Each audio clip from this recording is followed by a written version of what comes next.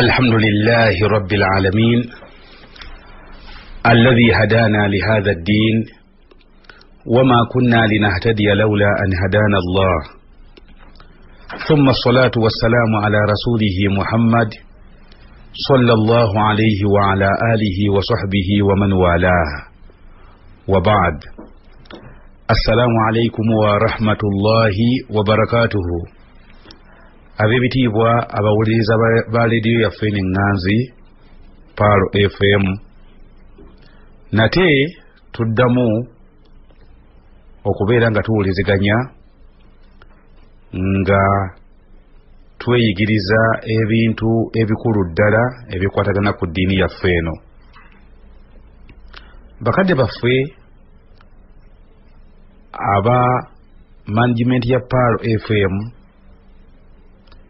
yatuwa akaganya oba omwaganya ddala munene ku kigambo ky'okuyiga n'okweyigiriza eddiini yaffe. Tusaba Allah subhanahu wa ta'ala naddala mu nnaku zaffe zino enkulu ennungi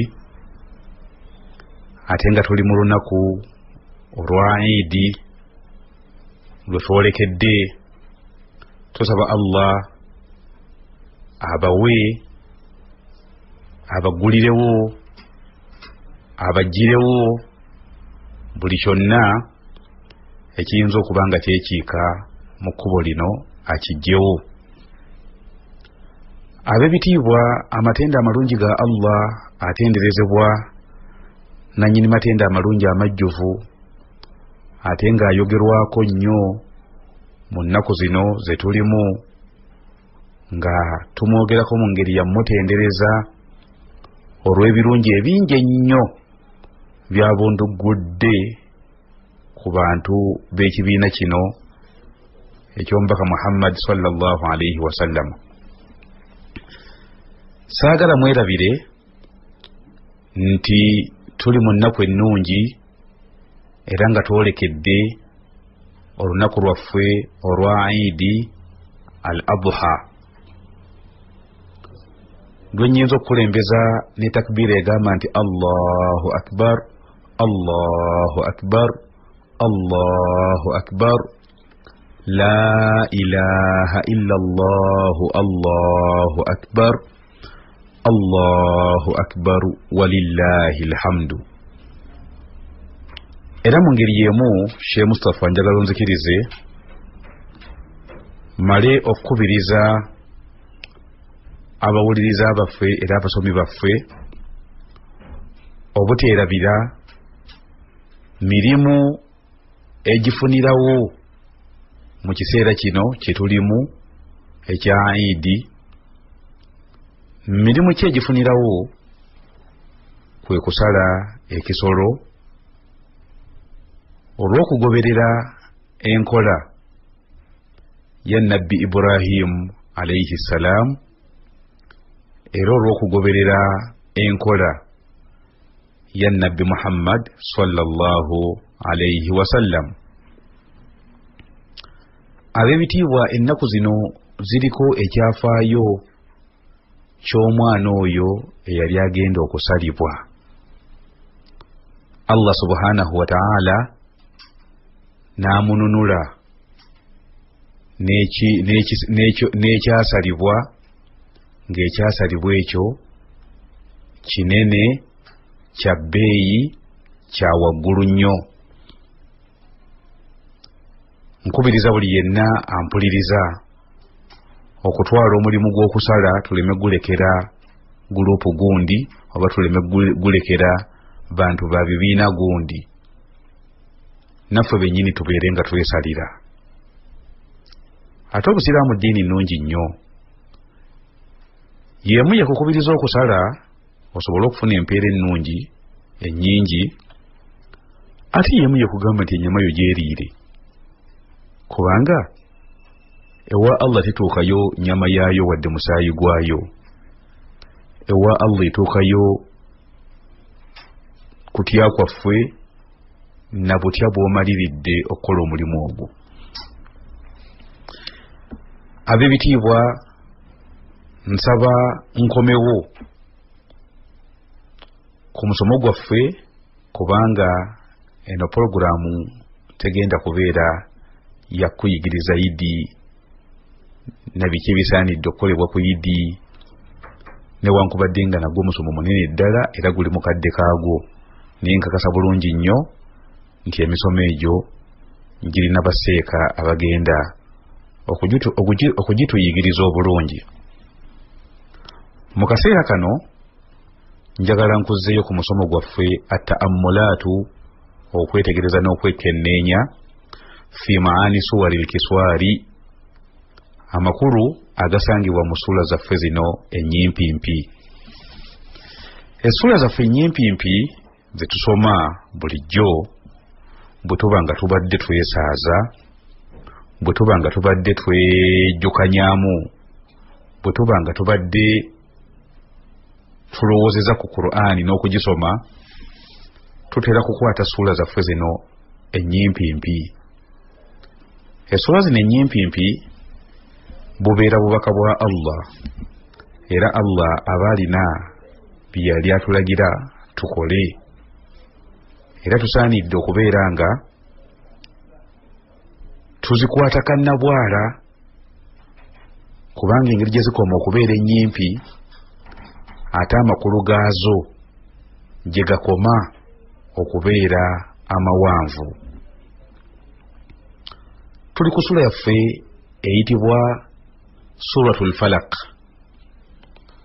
Suratul Falaq ye ssuula esomwa bweti: Bismillahir Rahmanir Rahim, Qul a'udhu birabbil falaq min sharri ma khalaq wa min sharri ghasikin idha waqab wa min sharri naffathati fil 'uqad wa min sharri hasidin idha hasad. Eyo sura yaffe emanyiddwa nga Suratul Falaq. Twagala okugisoma n'okugimanya makulu ki ge yajja nago, bubaka ki bwe yatwetikira, Allah yali atugamba ki mu ssuula eno. Ab'ebitiibwa nga tetulina bakugenda mu makulu gaayo, hunaaka maalumaatun muhimma, waliwo ebyokuyiga nga bikulu nnyo ddala hawla Suratul Falaq, ebyetooloolera ku ssuula eno Suratul Falaq. Yajibu kikakata ku buli yenna ayagala okusoma essuula eno okugimanya amakulu gaayo, okubinoonyerezaako n'okubimanya.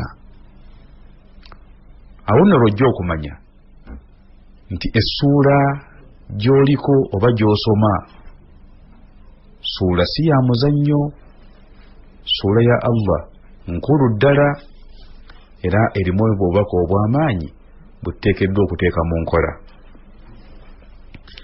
Ebyokuyiga bino bituyambira ddala bwe tuba nga tugenda okusoma essuula yonna okubinoonyerezaako, bwe tuba tubinoonyerezaako bituyamba obutayingiza kwagala kwaffe bwe tuba nga tuvunula tumanya amakulu g'essuula.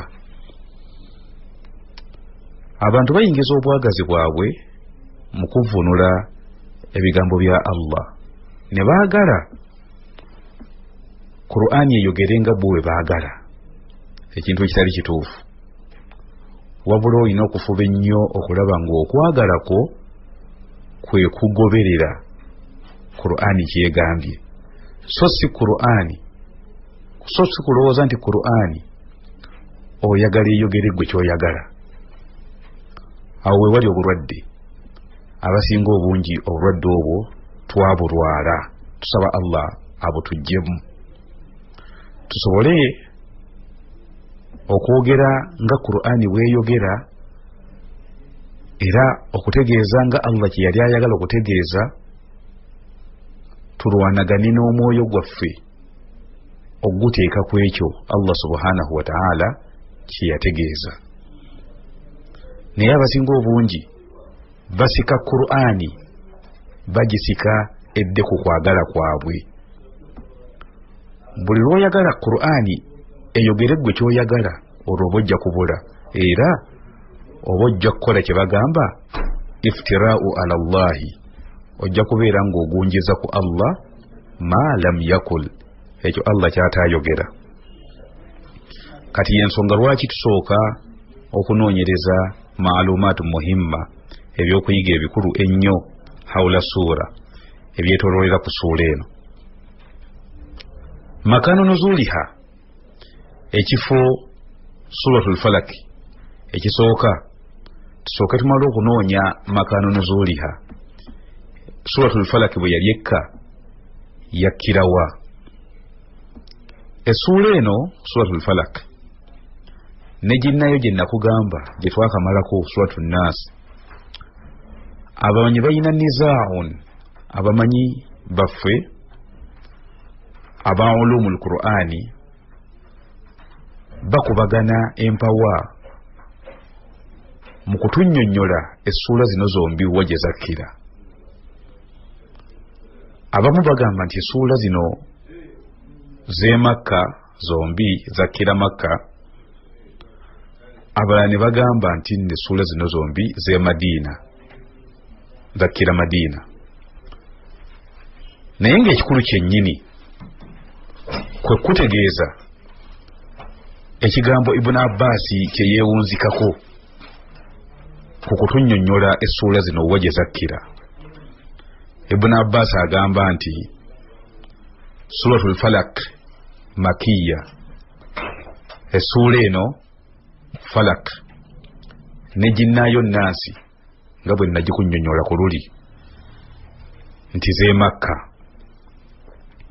Ekigendererwa kyaffe mu kugamba essuula zino mu kuziteekako ekigambo ekigamba nti makiya z'e Makka, tetutegeeza Makka nga ekifo ekirina ensalo ezikyawula ku bitundu ebirala. Nedda, kubanga bwe tuba tutegeeza we tunaalowooza nti essuula zino z'e Makka nti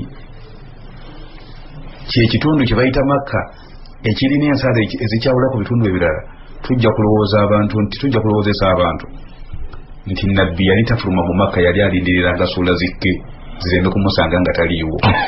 Nedda, omubaka Muhammad sallallahu alaihi wasallam yali ng'akola emirimu gye mingi era ng'afulumamu mu Makka n'agenda mu bitundu ebirala. Era eyo essuula we yagendanga mu bitundu ebirala, essuula zaamusangangayo ne zikkirayo. Naye tetusobola kugamba nti neeze zakkira mu bitundu byeyo tuziyite nti ezo zeeyo. Nedda, kyetugamba ne kyetuba tutegeeza nti essuula zino z'e Makka, tuba twagala kutegeeza nti yali tannaba kusenguka kuva Makka genda Madiina, oba yalimu mu Makka oba yali afulumyemu mu Makka. Eyo si y'ensonga enkulu. Ensonga enkulu tugamba suratul falaki ssuula y'e Makka, amakulu yakkanga nabbi tannaba kusenguka kuva Makka kugenda Madiina. Wala tansa, teweerabira nti twagambye nti mu kutunnyonnyola essuula zino ekifo kyennyini gye zakkira, abamanyi balina okukubagana empawa mu zo. Abamu bagamba nti zino essuula zombi z'e Madiina, ate nakugamba nti abagamba nti z'e Madiina nabo bawulirize, kubanga n'ensonga yaabwe erimu eggumba. Ensonga yaabwe kwe basinziira okugamba nti essuula zino zombi z'e Madiina, basinziira ku kutunnyonnyola ensonga eyaviirako essuula zino okukka. Buli lwe bakugamba nti nno omubaka yalogwa nga Abayahudi be bamuloga, tusooka ne twebuuza nti Abayahudi baaliyo e Makka, Abayahudi baali Madiina? Yabasanga Madiina. Kati bw'abanga zakka nga bamaze muloga, Abayahudi bamuloze, olwo kati abagamba nti essuula zino z'e Madiina baba balina eggumba, baba balinamu ekinyusi. Naye nakugamba ku luli bwe nali ninnyonnyola suratul Naasi, nakugamba nti kye tulina okutwala nga ekiggyibwamu mu bigambo ebyo byonna, ma rajaha ilayhi ibn Abbas. Ibn Abbas yatwalanga kyayite kyekikulu era kyeyatambulirako Ibn Abbas yagamba nti essula zino zombi ze Makka. Era bw'oba otunuulidde ensenjeka Ibn Abbas gye yasenjekamu essuula ez'e Makka n'ez'e Madiina, yasenjeka essuula z'e Makka nga ziri essuula 83. Ojja kutunuulira mu lunyiriri olw'essuula ezo 83 nga Falaki ne Naasi mweziri, okulaga nti nno Ibn Abbas essuula ezo yaziteeka Makka nti z'e Makka. Kati nange kugamba nti essuula zino mukkirize tuziteeke e Makka, nti essuula zino z'e Makka. Pointi eyokubiri mu kutunnyonnyola fi maalumaati muhimma, mu byokuyiga ebikulu ennyo byetusaanidde okusooka okumanya nga tetunnaba kugenda mu makulu ga ssuula, adadu ayatiha. Twagala okumanya omuwendo gwa aya z'essuula eno.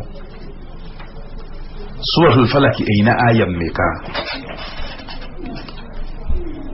Essuula eno eryemu ku ssuula ennya. Essuula ziri nnya nnamba ezirina aya 55 mu Qur'ani yonna. Mu Qur'ani yonna essuula ziri nnya nnamba ezirina aya 55. Falaki eryemu ku zo ezirina aya 55. Bw'obanga olondodde essuula ezirina aya 5 zeziriwa, ojja kulaba nga Suratul Falaki erina aya 5, ojja kulaba Suratul Masadi tabbat yada erina aya 5, ojja kulaba Suratul Fil alam tara kaifa fa'ala rabbuka bi ashabil fil, eyo nayo erina aya 5. Ojja kulaba ne Suratul Qadr inna anzalnahu fi laylatil qadr, eyo nayo erina aya 5. Ze ssuula ennya mu Qur'ani ezirina aya 55. Katugamba Suratul Falak erina aya 5 ma'ada al-basmala, nga bismillahir rahmanir rahim tetugibaliddeeko. Era bulijjo mbagamba nti bisimillahi yo gye mulaba waggulu wa buli ssuula, abamanyi bakkaanya nti eyo aya ya mu Qur'ani, naye si aya ku buli ssuula kw'ogiraba. Eyo aya ya mu Qur'ani, bisimillahi gy'olaba waggulu wa buli ssuula. Omuntu yenna bw'aba agisomye mu butuufu aba asomye Qur'ani. Naye sisobola kugamba nti asomye Qur'ani aya mu ssuula gundi. Aya ya mu Qur'ani naye terina ssuula mwegwa. Nazalat lil fasli bayna suwar, ekyagireesa kutwawulira yawulira wakati wa ssuula. Tetwanditegedde nti ssuula gundi eweddeko, tuli mu ssuula ndala. Senga bismillahir rahmanir rahim eyo tesangibwa wakati wa ssuula ezo bbiri. Tolaba abamanyi abamu baakaluubirirwa okwawula Suratul Anfali ku Surati Tauba olw'ensonga kiki tewaawandiikwawo wakati waazo mbiriri bismillahir rahmanir rahim. Ensonga lwaki abamanyi abamu baagamba essuula eziri mu Qur'ani ziri 13 nga bagasse Anfali ku Tauba, naye ng'ekituufu kiri nti nno essuula z'omu Qur'ani ziri 14. Suratul Anfali ssuula ndala ne Surati Tauba ssuula ndala. Bingi nnyo ebinnyonnyorwa ebyaganyisa ebyalemesa bismillahir rahmanir rahim okugiteeka wakati waazo mbiriri. Kati nkugamba nti Suratul Falak erina aya 5 nga bismillahir rahmanir rahim tetugibaliddeeko. Pointi eyokusatu min al-ma'lumaati muhimma, mu byokuyiga ebikulu byasaanidde okusooka okulondoola ku ssuula eno oba ku ssuula zonna ge tuba tugenda okuvvuunula tartibu sura hasba nuzuli eninaanisa y'essuula twagala okugimanya eninaanisa yaayo okukka okusinziira mu ninaanisa ey'okukka. Okay. Eninaanisa ey'okukka ye ninaanisa eyajja erondoola essuula eyasooka okukka neeyaddako paka kweyasembayo. Eyo nno enninaanisa ndala nnyo mukadde wange ow'ekitiibwa mpuliriza, eyo enninaanisa ndala nnyo ku nninaanisa y'essuula nga bwe ziri mu Qur'ani gy'oyina kati mu ngalo oba gy'oyina mu njuuyo oba eri ku muzikiti. Kubanga essuula ez'oli mu Qur'ani ezo ze ŋŋambye baaziriraanyisa nninaanisa ya kusoma so si nninaanisa ya kukka. Y'ensonga lwaki olaba suratul Fatiha y'essuula esooka mu Qur'ani naye nga si ye yasooka okukka. Y'ensonga lwaki olaba suratul Naasi y'essuula esembayo mu Qur'ani gy'oyina naye nga si gye bakugamba nti yasembayo okukka. Olwo nno abalabe baffe abalabe b'obusiraamu era abakonjera Qur'ani eno bayita mu kawaayiro ako ne baagala okugamba nti nno eyo Qur'ani gy'oyina kikyopuli nti otya anti nga bakuga nti omanye essuula eyasooka okukka nti essuula eyasooka okukka ngimanyi ginsomeremu ng'ogisoma suratul Alaq ikra bismi rabbika alladhi khalaqa al insana min alaq ng'akugamba nti weebale nnyo Qur'ani kati gyenjagala nga si kikyopuli yeesooka n'essuula eyo naye zonna zonaaleeta nga eyo si yeesooka zibanfu akutiisa era akugamba nti nno omanye essuula eyasembayo okukka nti essuula eyasembayo okukka nti idha jaa nasrullahi walfatuh oli mutuufu kati njagala Qur'ani ng'eyo essuula yeesembeddeyo ddala kubanga ye yasembayo. Owekitiibwa mpuliriza nkugamba nti omuntu bw'atyo oba banne abamufaanana mubannyonnyole mubagambye nti tartibu suwar fil Qur'ani nawaani. Enninaanisa z'essuula mu Qur'ani tulina types bbiri, enninaanisa za bika bibiri. Waliwo enninaanisa ey'okukka ne wabeerawo n'enninaanisa ey'okusoma. Kati mu suratul Falaq essuula eno gye tuliko bwe tuba nga tulondoola essuula eno mu tartibu nuzuuli mu nninaanisa yaazo enninaanisa ey'okukka suratul Falaq eno yakka luvannyuma lwa suratul Fiil. Suratul Fiil ye yasooka okukka, suratul Falaq neesookeddako. Suratul Fiil nkugambye yeegamba nti alam tara kaifa faala rabbuka bi ashaabil fiil. Suratul Fiil ye yasooka okukka, Falaq n'ennaasi ne zisooka ziddako. Era suratul Fiil yali ya 19 mu nninaanisa ey'okukka, amakulu Falaq yali ya 20 mu nninaanisa ey'okukka. Kiba kitegeeza nti Falaq yakwata kifo kya kumwanjo nnyo bw'oba ng'otunudde ku nzika ya Qur'ani n'omuwendo gw'essuula z'omu Qur'ani ziri 114. Mu kibiina mwe mubeeramu abayizi 114, omuyizi wo najja ng'abadde wa 2 abatakutte ekifo kya kumwanjo abali mu excellent. Kaakati nno suratul Falaq yajjanga ya 20 mu nninaanisa ey'okukka. Era owekitiibwa mu tartibu ku pointi ey'okuna tartibu suula hasba tilaawa enninaanisa y'essuula eno suratul Falaq okusinziira ku nninaanisa ey'okusoma. Enninaanisa ey'okusoma ye nninaanisa emanyiddwa obulungi ennyo eyagobererwa mu lusomamu Jibuliru yasomeramu omubaka Muhammad sallallahu alaihi wasallam ng'amusomeramu Qur'ani yonna nga bwe yali yakagimusaako nga bakola omurajaa. Olusomamu olwo baluyita al arbatul akhira olusomamu olwasembayo olusomamu olwo Jibrilu yali asomeramu Omubaka sallallahu alaihi wasallam yagoberera tartibu tilawa eninanise y'okusoma yatandikira ku suratul Fatiha nadda ku Bakara nadda ku Ali Imrani nadda ku Nisa'i n'amalira eno ku Falaki n'Ennaasi. Eyo gye bayita tartibu tilawa. Tartibu nuzuli eninanise y'okukka n'eninanise y'okusoma byonna byakolebwa Jibrilu alayhi salam.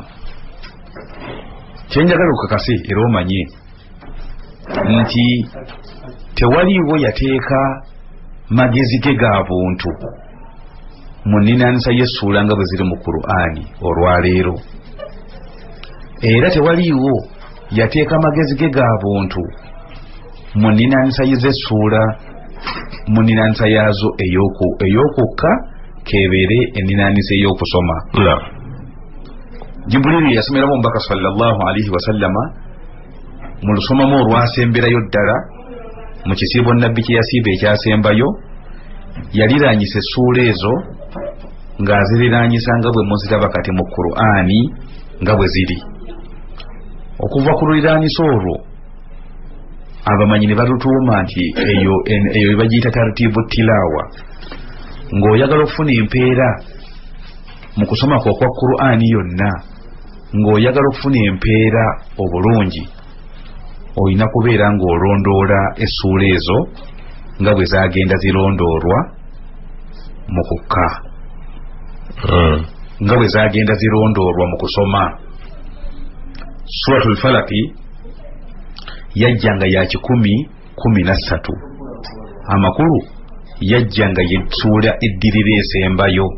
Suratul Falaki nebanga yajja nga ya 10:13 n'okutuusa olwaleero bw'obanga otunudde mu Qur'ani gy'olina ne bakugamba bikkula essula 10:13 kubikula Suratul Falaq. Barakallahu fiikum wa jazakumullahu khairan. Ab'ebitiibwa abatuwuliriza mukuliko eyo mu bulango bwa bakama baffe, naye nga kyetunnyonnyola kyetuliko maalumaatu muhimma byebyokuyiga ebikulu ennyo hawula Suratul Falaq, ebyetooloolera ku ssuula eno Suratul Falaq.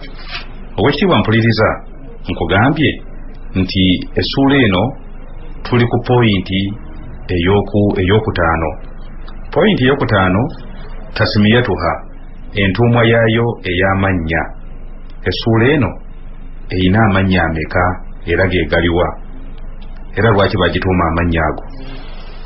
Ab'ebitiibwa essuula eno ey'ekitiibwa eyina erinnya limu eriri tawqiifi, erinnya eryagituumwa okuva ewa Allah okutuuka okuweebwa Omubaka Muhammad sallallahu alaihi wasallam bagiwa erinnya limu, ate n'Omubaka sallallahu alaihi wasallam olwagifuna naye n'agiwaayo erinnya eddala, erinnya eryo libeera tawqiifi.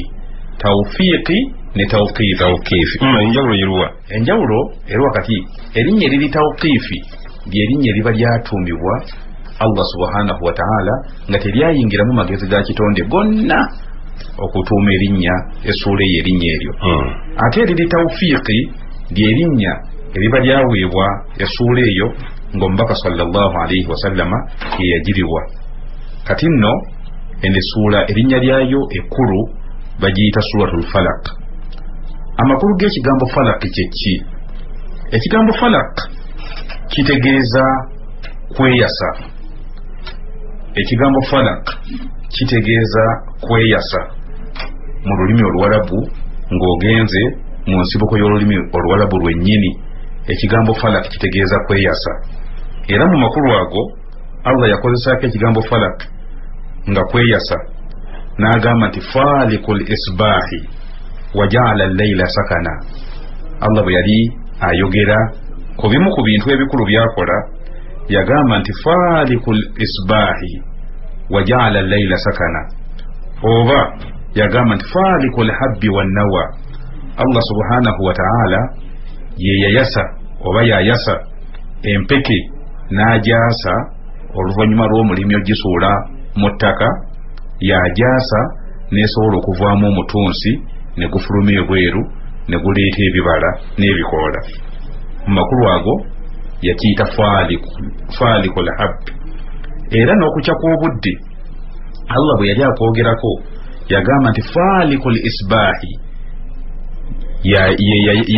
yakeesa amakya. Amakulu yayasa amakya ago ne gatandika okubeera nga gafulumya light, gafulumya ekitangaala. Era y'ensonga lwaki ekigambo falak Abawarabu bakivunulamu asoboho, amakya. Era mu makulu ago genkugamba nti ge gategeezebwa mu kigambo falak. Kye bayita falak kati kitegeeza makya.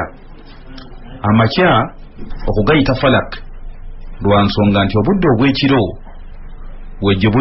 gye buzibira n'ebbanga lye bumala nga buzibye nga bukunidde, bubeera ng'obwewumbye nga tosobola kulaba wadde okumanya biki bye kibisse. Obudde obw'okumakya emmambya, amakya bwe gajja gasobola okubeera ng'aganyiga obudde obw'ekiro bwasame busobole okutulaga biki obwedda bye bubisse. Kati y'ensonga lwaki amakya gayitibwa falak. Ne ssuula eno kwe kugiyita suratul falak, ne ssuula eno eyitibwa falak, ng'ekigambo falak kitegeeza makya. Tuyinza okwebuuza sababu tasimiyati hadhihi sura bil falak, ensonga ki eyatuumisa eyayitisa erinnya ly'essuula eno okuliyita essuula y'amakya? Lwa nsonga nti buli yenna ali mu buzibu nga yandyagadde obuzibu obumuliko bumuveeko. Essuula eno agyetaaga nnyo, nga bw'oyinza okulaba omuntu alina obuzibu obudde obw'ekiro bwe yeetaaga ennyo amakya gajje asobole okutandika ku bizibu bye, abeera nga awonye. Era omuntu yenna katugeze nti oli mulwadde, obulwadde ne bukunyiikirira obudde obw'ekiro nga tonnaba na kwagala bulwadde buwone, osinga kwagala amakya gajje obudde buke. Kati sababu tasimiyati hadhihi sura bil falak, ensonga etuumisa essuula eno erinnya ly'amakya, essuula eno abantu abali mu buzibu, abaagala obuzibu obwo bubaveeko, bagyetaaga nnyo, eri mu bwetaavu bwabwe nnyo ogikozesa. Nga bw'oyinza okulaba omuntu ali mu buzibu obudde obw'ekiro bwe yeetaaga ennyo amakya gajje asobole okutandika ku bizibu bye. Kati nno Allah subhanahu wa ta'ala kwe kubeera nga atuwadde essuula, senga oba ogisomye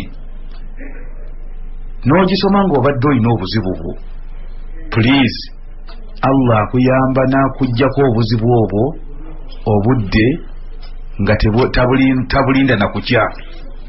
Obudde tabulinda na kukya kubanga ye mukama w'amakya. Kati tagalinda na kujja, ye asobola bulungi nnyo okuggyako obuzibu obwo n'osobola okubeera nga owona obuzibu obwo. Kati mbagamba nti bannange ab'ebitiibwa, essuula eno eri mu bwetaavu bwaffe abasiraamu ffenna, eri mu bwetaavu bwaffe okusobola okubeera nga tugikozesa, tugisoma, tusobole okubeera nga tuwona, tuva mu buzibu bwe tuba tulimu. Erinnya eryokubiri ery'essuula eno essuula ne ginnaayo gye twamaliriza suratu nnaasi, omubaka sallallahu alaihi wasallama zombi yaziyita muawwadhataini, zombi yaziyita muawwadhataini mu hadisi eya abi habis.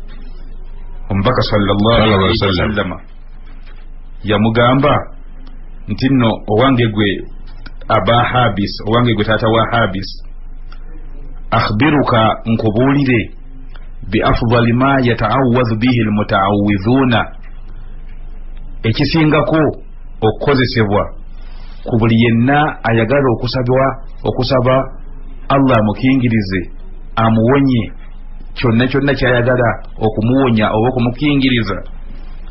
Aba habis n'amugamba nti ya Rasulallah, kimbuulire n'amugamba nti ogambanga kula a'udhu birabbil falaki ne kula a'udhu birabbin nasi huma muawwadhatani. Ezo essula zombiriri ze zikozesebwa mu kusaba okukingirizibwa. Kati essula zino zombi ziyitibwa muawwadhatani bw'oba ng'oyagala kwejjako emu bagiyita muawwadhatun, emu bagiyita muawwadhatun, lyerinnya eryo omubaka sallallahu alaihi wasallam lye yagituuma. Ab'ebitiibwa nno abatuwuliriza, bwe tubanga twagala okumanya amakulu g'essuula eno, pointi zino zetugenze tujja tukoonako nkulu nnyo era njagala zibabeere mu bwongo bwammwe. Ekifo essula gye zakkira tukyogedde, omuwendo gwa aya zaayizo. Essula eno erina aya mmeka? Nkugambye nti erina aya 5. Ne tunnyonnyola enninaanisa yaayo mukukka, tugambye nti essula eno mu nninaanisa y'okukka yajja nga ya 20 era ng'erinaanidde suratul fiilu. Suratul fiilu yagikulembera yo neesookeddako. Ne tugamba nti mu nninaanisa yaayo ey'okusoma eno essula yajja nga ya 10:13 mu nninaanisa ey'okusoma, era enninaanisa eyo gy'eriko ne mu Qur'ani gy'olina mu ngalo zo ya 10:13. Pointi ey'okutaano gye twogedde tasmiyatuha, entuumwa yaayo ey'erinnya. Tugambye nti erina amannya 2. Erinnya erisooka liyitibwa falak, ng'ekigambo falak kitegeeza ki? Kitegeeza makya. Ekyagituumisa erinnya lya makya lwa nsonga nti omusomi ali mu buzibu ajeetaaga nnyo gikozesa ku makya, ajeetaaga nnyo gikozesa. Nga bw'olaba omuntu yenna alina obuzibu bw'obudde obw'ekiro nga tannaba na kwetaaga buzibu obwo bumuveeko, asooka kwetaaga makya gajje asobole okutandika ku bizibu bye. Kati nno erinnya eryokubiri ne nkugamba essuula eno suratul muawwadha. Shemusafa njagala okkirize nti olunaku lw'enkya lunaku lwa Eidi, era awo wenyini tugenda okusibira tujja kugenda kulala ku ssuula eyo. Wenjagala tubeere nga tumunzikira olina obubaka essaawa zino. Obubaka buno bwa Masjidi Jamia Al-Kulina Nganda. Essola ya Eidi eno, Eidi yakusala bisolo. Abantu bava mu maka gaabwe nga tebannaba kutegeka nva ze bagenda kulya ku lunaku olwo. Nkikulu nnyo. Bagenda kutegeka enva nga bamaze kuva mu Eidi.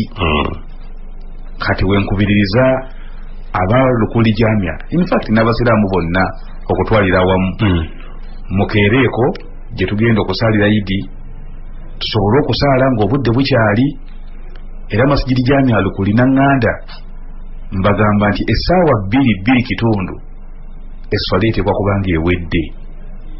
Zinaagenda okuwera 3 ng'abantu bamaze okulaba nsava oba ebadde nkava. Enkola nnungi nnyo. Barakallahu fiikum wa jazakumullahu khaira. Eidul mubaraka wa kullu aam wa antum bi khair.